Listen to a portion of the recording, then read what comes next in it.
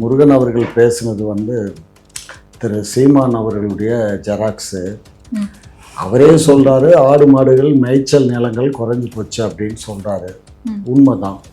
மக்கள் என்னைக்கு ஜனப்பெருக்கம் ஆயிடுச்சு. அந்த காலத்தில் வெறும் பாரதியார் காலத்திலேயே 30 கோடி 40 கோடி மக்கள் தான் வாழ்ந்ததாகவே பாட்டு பாடுறாரு. இன்றைக்கி 140 கோடி மக்கள் இன்றைக்கி இந்தியாவில் வாழ்ந்துட்டுருக்கோம். அப்போ எப்படி இருக்கும்? தாண்டி போகக்கூடாதுன்னு சொல்லுவான். இந்த பாப்பானுங்கள்லாம் என்ன சொல்லுவானுன்னா, கடலை தாண்டி எவனுமே போகக்கூடாதுமா. இப்போ பாப்பாரப்பையில் அத்தனை பேரும் இங்கே இல்லை, எல்லாம் கடல் தாண்டி தான் போயிட்டான். சரிங்களா? ஆகையினால இன்றைக்கு வளர்ச்சி அடைஞ்சிருச்சு, நாடு வளர்ச்சி அடைஞ்சிருச்சு, பொருளாதாரம் எங்கேயோ போயிடுச்சு. உலக கோடீஸ்வரன் இருக்கிறான் இந்தியாவில். அவ்வளோ பெரிய நாட்டில் சும்மா சினிமா வசனங்களை எழுதி பாய்ச்சி பேசிக்கிட்டு இருந்தால் வாழ்க்கையில் இதெல்லாம் நடைமுறைக்கு சாத்தியப்படாது. திரு சீமான் சொல்கிறது நடைமுறைக்கு சாத்தியமே இல்லாத ஒன்று. வெற்றி இருக்கும், தோல்வியும் இருக்கும், ரெண்டும் கலந்தது தான் வாழ்க்கை, மனித வாழ்க்கை. ஆகையினால திரு மாப்பிள்ளை சொல்றது மாதிரி நம்ம அதே மாதிரி இன்னொன்று சொல்றாரு, கல்லை இறக்கி எல்லாத்துக்கும் கல்லை கொடு, காந்தி கடையை மூடுங்கிறாரு.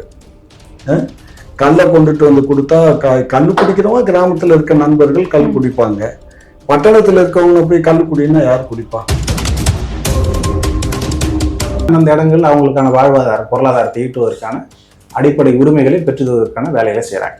ஏன்னா ஆடு மாடுகளுடைய அந்த இனவிருத்தியே இப்போ சுருக்கமாக குறைஞ்சி போச்சு. அதற்கான உயிர் கொடுப்பதற்கான உரிமை கொடுப்பதற்கான அரசியலில் இதுவரைக்கும் யாரும் பண்ணலை. அது திரு சீமான் அவர்கள் பண்ணுகிறார் என்பதை நான் நம்புறேன். குக்கு செய்தி நேயர்கள் அனைவருக்கும் வணக்கம். இன்று நம்முடன் இணைந்திருப்பது திமுகவின் மூத்த முன்னோடி முனைவர் காமாட்சி நாயுடு ஐயா அவர்கள் மற்றும் நாம் தமிழர் கட்சியின் மாநில கொள்கை பரப்பு செயலாளர் தாம்பரம் முருகன் அவர்கள். இருவருக்கும் வணக்கம். வணக்கம் ஐயா, நீங்க தமிழக வாழ்வுரிமை கட்சியிலிருந்து நாம் தமிழர் கட்சிக்கு வந்ததுக்கான காரணம் என்னதுயா? அவர் திரு வேல்முருகன் அவர்கள் முன்னெடுத்த தமிழ் தேசிய சிந்தனை ஒரு காலகட்டத்தில் மாறுது. ஏன்னா தமிழ் தேசியம் என்பது திராவிடத்தோடு இணக்கம் காட்டக்கூடாது என்பதுதான் அடிப்படை கருத்து. அதிகாரத்தை பெறுவதற்காக திராவிடத்தோடு தொடர்ந்து இணக்கம் காட்டுவது என்பது அந்த கொள்கைக்கு நேர் எதிர் சித்தாந்தம். ஸோ அதில் உடன்பட எனக்கு மன ஒப்புல. அதனால அங்கிருந்து ஒரு 14 ஆண்டு கால பயணத்திற்கு பிறகு வெளியேறிட்டோம். இதுதான் அதனோட அடிப்படை காரணம். இப்போ உங்க சீமான் அவர்கள் ஆடு மேய்க்கும் போராட்டத்தை தொடங்கி வச்சிருக்காங்க. அதை பத்தி உங்களோட கருத்து என்னது? இல்ல, ஆடு மாடு மேய்ப்பது என்பது உலக மானுட இனம் தோன்றியதிலிருந்து அந்த இனம் பொருளாதாரத்தினூடாக மேம்பட்டதற்கு அடிப்படை காரணமே இந்த ஆடு மாடு மேய்ச்சல் துறை தான். ஆரியர்கள் அந்த இடையர் வாழ்க்கையை வாழ்ந்துதான் அடிப்படையில் அவங்களோட பொருளாதாரத்தை மேம்படுத்தியிருக்கிறாங்க. அதுபோல யூதர்கள் மெசபடோமியாலும் சரி அரேபியாலும் சரி ஆடு மாடுகளை மேய்த்துக்கொண்டு செமிட்டிக் என்கிற அந்த இன பெயரோட தான் வாழ்ந்திருக்காங்க. ஸோ ஆடு மாடு மேய்ப்பது என்பது ஒரு குறைபாடு அல்ல. அதுல ஒரு நிமிஷம் ஐயா, நீங்க சொல்றது வாசம். அப்ப மறுபடியும் அந்த கற்காலத்துக்கு போகணுமா? இல்ல, இப்ப என்னன்னு கேட்டீங்கன்னா சொல்லுங்க. ஆடு மாடுகள்ல இருந்து பெறப்படுகிற மனித பயன்பாட்டு பொருள் என்ன? பால், நெய். இது எங்க இருந்து வரும்? மேய்க்காம வளர்க்காம எப்படி வரும்?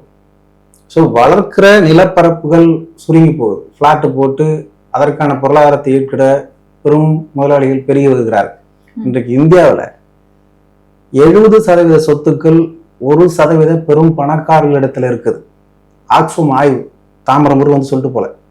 இந்த ஆக்ஸ்ஃபோம் ஆய்வை வெளியிட்டதுனால ஐயா அமித்ஷா அவர்கள் அந்த ஆக்ஸ்ஃபோமுடைய நிறுவனத்துல ரைடு பண்ணியிருக்காங்க.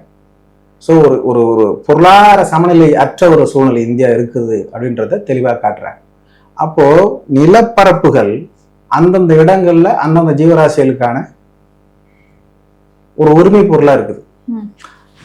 காடுகள் 22% இருக்கிறது, ஆனா 35% இருக்கணும். அப்போ காடுகள் அழிக்கப்பட்டு மருதநில நிலப்பரப்புகள் அழிக்கப்பட்டு விலங்குகளுடைய வாழ்வாதாரம் வாழாகிறது. அதனுடைய பயன்பாடு சுருங்குகிறது. அதுல இருந்து வருகிற அந்த பயன்பாடு சுருங்குகிறது. இப்போ நாம் அருந்துகிற பால் விஷத்தன்மை இருக்கா இல்லையா? இருக்கு. இது பாராளுமன்றத்தில் பேசப்பட்டிருக்கிறது. TR பால் இதற்கான பதிலை சொல்லி இருக்கிறார். ஒரு பால் கெடாமல் இருப்பதற்கான ஒரு சில ரசாயனங்களை கலப்பது இயற்கை. அதான் முன்ன பின்ன கொஞ்சம் கூட்டி குறைச்சி கலக்கணுன்றதுல விவாதங்கள் பாராளுமன்றத்திலே இருக்குது. இதுல அதுக்கான அடிப்படை காரணம் என்னன்னு கேட்டீங்கன்னா, மேய்ச்சல் நிலப்பரப்புகள் சுருங்கி கொண்டு இருக்கிறது. அப்படி இருப்பதனால ஆடு மாடுகளுடைய வளர்ப்பும் அதனுடைய இனவிருத்தியும் குறையுது. ஸோ அதற்கான உரிமை பொருளாக தான் வந்து சீமானை வந்து இப்போ அதை எழுப்பிட்டு இருக்காரு. அதற்கான அந்த ஆடு மாடுகளிலிருந்து பெறப்படுகிற பயன்பாட்டு பொருள்கள் மேலும் விரிவடையணும், மக்கள் நலமுடன் இருக்க வேண்டும் அப்படின்றதுக்காக பாக்கெட் பால்ல இருந்து நேரடியாக அந்தந்த கிராமங்கள்ல ஆடு மாடு மேய்க்கிற ஊர்வடி தமிழர்கள் அவங்கவுங்க அந்தந்த இடங்கள்ல அவங்களுக்கான வாழ்வாதார பொருளாதாரத்தை ஈட்டுவதற்கான அடிப்படை உரிமைகளை பெற்றுவதற்கான வேலைகளை செய்யறாங்க. ஏன்னா ஆடு மாடுகளுடைய அந்த இனவிருத்தியே இப்போ சுருக்கமாக குறைஞ்சி போச்சு. அதற்கான உயிர் கொடுப்பதற்கான உரிமை கொடுப்பதற்கான அரசியல் இதுவரைக்கும் யாரும் பண்ணல. அது திரு சீமான் அவர்கள் பண்ணுகிறார் என்பதை நான் நம்புறேன். சொல்லுங்க, இதை பத்தி உங்களோட கருத்து. முருகன் அவர்கள் பேசுனது வந்து திரு சீமான் அவர்களுடைய ஜெராக்ஸு. அவரே சொல்றாரு ஆடு மாடுகள் மேய்ச்சல் நிலங்கள் குறைஞ்சு போச்சு அப்படின்னு சொல்றாரு. உண்மைதான். மக்கள் என்னைக்கு ஜனப்பெருக்கம் ஆயிடுச்சு. அந்த காலத்தில் வந்து வெறும் பாரதியார் காலத்திலேயே 30 கோடி 40 கோடி மக்கள் தான் வாழ்ந்ததாகவே பாட்டு பாடுறாரு. இன்றைக்கி 140 கோடி மக்கள் இன்றைக்கி இந்தியாவில் வாழ்ந்துட்டுருக்கோம். அப்போ எப்படி இருக்கும்? நான் அன்றைக்கு தமிழ்நாட்டில் காமராஜர் ஆட்சி காலத்தில் கூட 3.65 கோடி தான் வந்து ஜனத்தொகை இருந்தது. இன்றைக்கி வந்து நம்ம மட்டுமே இங்கே குறைஞ்சபட்சம் இன்றைக்கி 11 லட்சம் பேர் 11 கோடி பேர் இருக்கோம். இந்த 11 கோடியோட ஒரு 1.5 கோடி வேற வடக்கத்தியா இங்கே வந்திருக்கான். அப்போ இவ்வளோ ஜனங்கள் நம்ம இங்கே பெருகிட்டோம். அப்போ அவங்க ஒரு வீடு இப்போ வேணும்னா வீடு வேணும்னா என்ன பண்ண முடியும்? மேய்ச்சல் நிலம் புறம்போக்கு. அதை இடையில என்ன பண்ணாங்க? மேய்ச்சல் நிலம் புறம்போக்கை வந்து கவர்மெண்ட் சுப்ரீம் கோர்ட்லேருந்து ஒரு தீர்ப்பாகி கலைஞருடைய ஆட்சி காலத்தில் 2 ஏக்கரா நிலம் காலியாக இருக்கக்கூடிய இடங்களில் 2 ஏக்கரா நிறைய பேர்த்துக்கு வந்து பட்டா போட்டாங்க.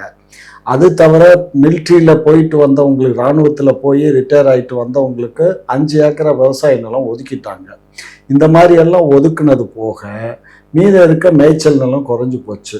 இப்போ ஆடு மாடெல்லாம் மேயுறதுன்னா எங்கே போகும்? கம்மாக்குள்ளே தான் போய் மேயணும்.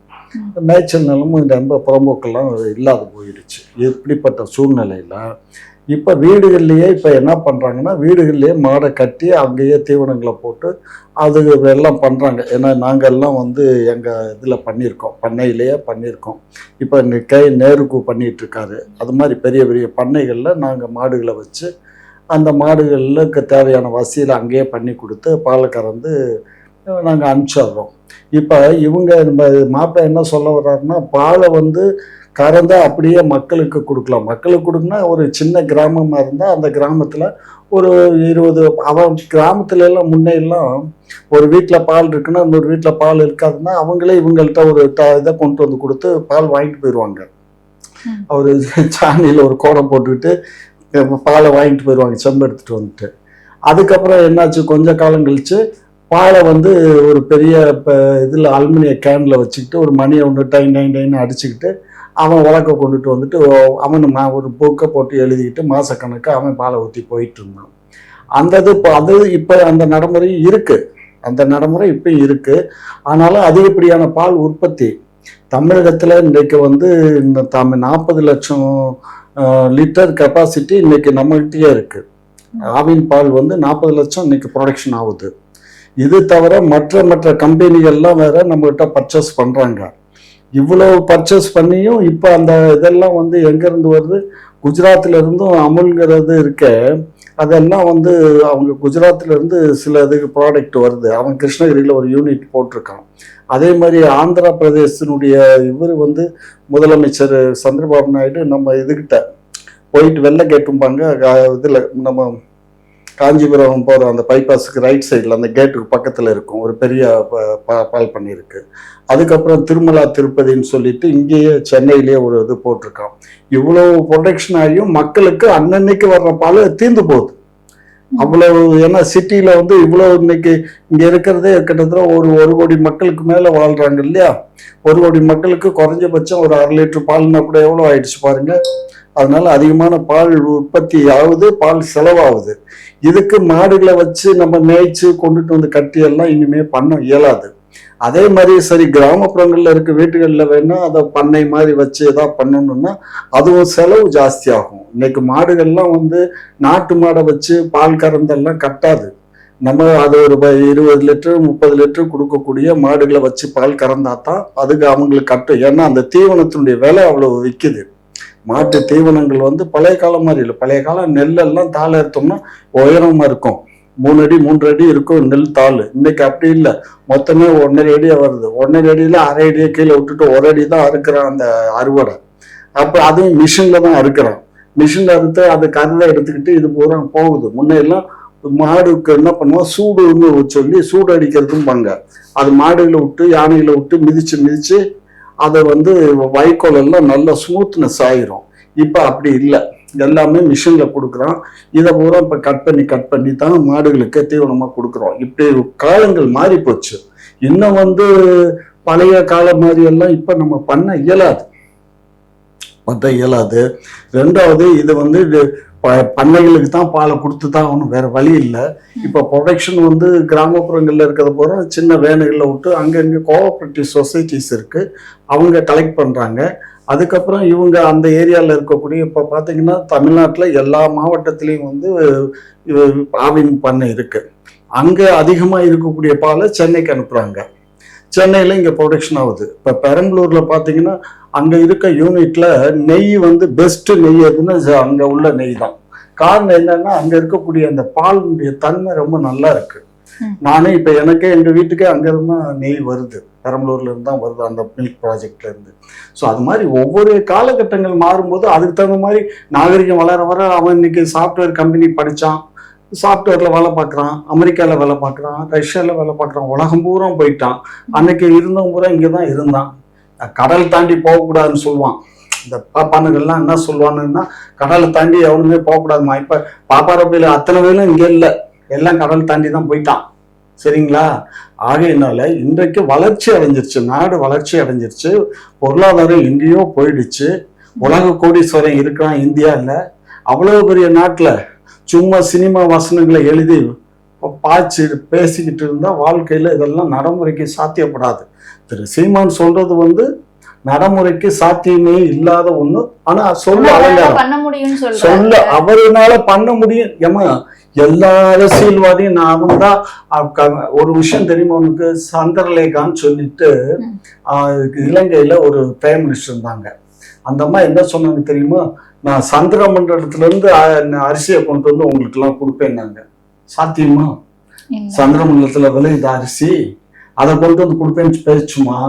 அந்த அம்மா அப்ப பிரதமரா இருந்தாங்க. ஸோ அதனால இதெல்லாம் சொல்ல அலங்காரங்களுக்காக, வார்த்தை அலங்காரங்களுக்காக பேசலாமே தவிர இது வேற வழி எல்லாம் ஒண்ணும் கிடையாது. சரி, கிராமப்புறங்கள்ல வீட்டுல இருக்கவங்க எல்லாம் இன்னைக்கு பெரிய பெரிய வசதியான வீடுகள் இல்லை. ஏதோ ஒரு கொட்டை இருக்கும், அந்த கொட்டத்துல ஏதோ ஒரு மாடை கட்டலாம், இல்ல 2 மாடை கட்டலாம். இந்த 2 மாடை கட்டி அவங்க பராமரிப்பு பண்ணி பாலை கறந்து வித்து அவங்க வாழ்வாதாரம் நிலைக்க முடியாது. ஏன்னா மாற்று தீவன விலைகள்லாம் அதிகமாயிடுச்சு, பாலுடைய உற்பத்தியும் ஜாஸ்தி ஆயிடுச்சு. அதனால சில நேரங்கள்ல அவன் பால் எடுக்கிறான், சில நேரங்கள்ல பால் எடுக்கலைங்கிற பிரச்சனைகளும் வருது. இந்த மாதிரி ஒரு காலகட்டங்கள்ல இதெல்லாம் வந்து நமக்கு சரி வராது. அவரு 2வது ஆந்திராக்காரன் தான் மாடு அடிக்கிறான், அங்கிருந்து தான் பால் வருது. வாஸ்தவம் தான், நமக்கு அங்கிருந்து பால் வரல. முன்ன பற்றாக்குறை இருந்துச்சு, வந்துச்சு. இப்ப நமக்கு சர்ப்ளஸா இப்ப 40 நமக்கு 4 லட்சம் லிட்டர் பால் வந்து உற்பத்தி ஆகிட்டு இருக்கு.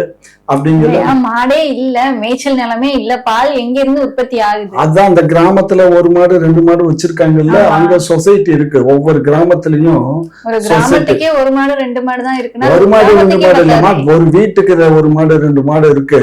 அப்ப ஒரு கிராமத்துல ஒரு 500 வீடு இருக்குன்னா ஒரு 200 வீட்லயாவது மாடு இருக்குது. அந்த மாட்டுல கலக்கிற பால் வருது இல்ல, அந்த பால் அந்த கிராமத்துக்கு எவ்வளவு செலவாகும்? ஒரு 200 மாட்டு பால்ல ஒரு 10 மாட்டு பால் 20 மாட்டு பால் தான் அந்த கிராமத்துல வைப்பாங்க. கிராமத்துல யாரு போய் வீட்டுல டீயை போட்டு காப்பியை போட்டு குடிக்கிறா? எல்லாம் டீ கடையில போய் தான் டீயை குடிப்பான். சரிங்களா? அதனால இது ஒரு மெத்தடே இல்லை. சரியா? இவர் படிக்கிறவன் என்ன செய்ய, நல்லா படிச்சிருக்க, உனக்கு வேலை வாய்ப்பு ரெடி பண்ணி தர்றேன்னு சொல்லலாம். வேலை வாய்ப்பு ரெடி பண்ணி தர்றதுக்கு இன்னைக்கு என்னமோ நிறைய சாஃப்ட்வேர் கம்பெனிஸ் நம்ம தான் பண்ணோம். இந்தியாவிலேயே முத வந்து நம்ம தான் சாஃப்ட்வேருக்கு கலைஞருடைய ஆட்சி காலத்துல நம்ம தான் இங்கே ஆரம்பிச்சு நிறைய கட்டடங்களை கட்டி அவங்களுக்கு வாடகை கொடுத்து வந்தாங்க. இப்போ மாவட்டங்கள் தோறும் சாஃப்ட்வேர் கம்பெனிக்கு அங்கங்க ஐடிக்கு நம்ம பண்ணிட்டு இருக்கோம். அது தவிர இப்ப கோயம்பேடு பஸ் ஸ்டாண்ட் காலி பண்ணோம்ல, இப்ப அந்த கோயம்பேடு பஸ் ஸ்டாண்ட்லயே ஐடி தான் கட்ட போறோம். ஐடி பார்க் தான் வருது. அதை கூட கதை கட்டினாங்க வேற ஒரு கம்பெனிக்கு. இவர் தான் பேசினாரு, மாப்பிள்ளை தான் பேசினாரு. இந்த மாதிரி அதை வந்து அவங்களுக்கு கொடுக்கறதுக்காக தான் இவங்க அவசரமா காலி பண்ணிட்டாங்க அப்படின்னு. அப்படி இல்லை. அந்த பூ மார்க்கெட்டு, அந்த கோயம்பேடு மார்க்கெட்ல வந்து வீடுகள் வருது. ஏழை எளிய மக்களுக்கு ஒரு பாதி வீடு மற்றவங்களுக்கு ஹவுசிங் போர்டுல இருந்து அதை வீடு கட்டி கொடுக்க போறாங்க. இந்த இடத்துல வந்து கம்ப்ளீட்டா ஐடி பார்க்கு தான் வருது. அது பிளான் எல்லாம் இப்போ கால்பார் பண்ணியிருக்காங்க. யாரெல்லாம் பிளான் போட்டு கொடுக்குறாங்களோ அது எது ஓகே ஆகுதோ அதை கான்ட்ராக்ட் கொடுத்து கட்ட போறாங்க. ஆகையினால படிச்ச பிள்ளைகளுக்கு படிப்பையும் இன்றைக்கு இப்போ அவங்கள பொருளாதார வளர்ச்சின்னா இதுதான் பொருளாதார வளர்ச்சியா இருக்க முடியும். கிராமப்புறங்களை நான் கிராமத்தை நோக்கி போறேன்னா கிராமத்துல உழுதவன் கணக்கு பார்த்தா உதவ கூட மிஞ்சாது. ஒன்னும் மழை பெஞ்சா தண்ணி வந்து அடிச்சுட்டு போயிடுது, இல்ல மழையே பெய்யலையா காஞ்சி போய் அவன் வயிறு சூம்பி போகுது. புரியுதா? கவர்மெண்ட் ஒன்னும் பார்க்க முடியாது. கவர்மெண்ட் என்ன பார்க்கும்? எந்த கவர்மெண்ட்டும் பார்க்க முடியாது. இப்ப ஒரிசால மழை கொட்டிட்டு இருக்கு. இப்ப காலையில எனக்கு நான் போன் பண்ணி பேசிட்டு இருந்தேன், என் நண்பர் போயிருக்காருங்க. மழை கொட்டுன்னு கொட்டிட்டு இருக்கு. எங்க பார்த்தாலும் வெள்ளக்கடா இருக்குது. சரியா? என்ன பண்ண முடியும்? வெள்ளத்தை மழை பெய்யறது தடுக்க முடியாது. அதாவது வறட்சி மழை தண்ணியை சேமிச்சு இருக்கிறதுலயே தமிழ்நாட்டுலதான் அதிகமான டேம் இருக்கு. தெரியாம பேசாதீங்க. தமிழ்நாட்டுலதான் அதிகமான டேம் இருக்கு. சரியா? ஊர்னாக்கா காவேரியை கைய காட்டுவானுங்க. காவேரியில நமக்கு 600 TMC தண்ணீர் கொடுக்கணும். அவன் மழை பெஞ்சா தானே அவன் தண்ணி கொடுப்பான். மழை இல்லாத காலத்துல அவன் எங்க இருந்து தண்ணியை கொடுப்பான்? இந்த புரிதல் கூட இல்லாம தான் அவன் தண்ணீர் திறக்கல. தண்ணி இப்போ நமக்கு 50 TMC தண்ணி இந்த மாசம் கொடுக்கணும். இப்ப திறக்க போறாங்க. இப்ப வந்துகிட்டு இருக்கு. இப்ப 7000 5000 இருந்துச்சு, நேர்த்திக்கு 7000 வந்திருக்கு. நான் டெய்லி இதெல்லாம் ஃபாலோ பண்றேன். அதனால 7000 கண்ணாடி வருது. இப்ப 12000 கண்ணாடி தண்ணி நம்ம இப்ப திறந்து விட்டுட்டு இருக்கோம். சரியா? இப்ப விவசாயத்துக்கு போகுது. எல்லாம் நாத்து பாவி எல்லாம் பண்ணுவாங்க.